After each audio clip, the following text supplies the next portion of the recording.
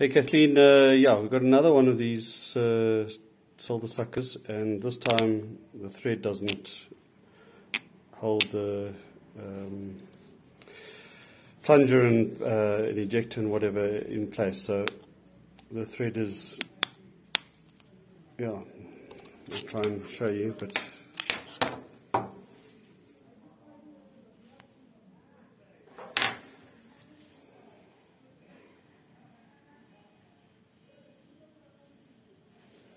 so this is the one with the broken plunger. I mean the broken ejector pin. This one, the ejector pin works, so we might try and swap them around a bit or something like that. But this, so I'm just trying to do this one-handed. Yeah, the thread is messed up on this one.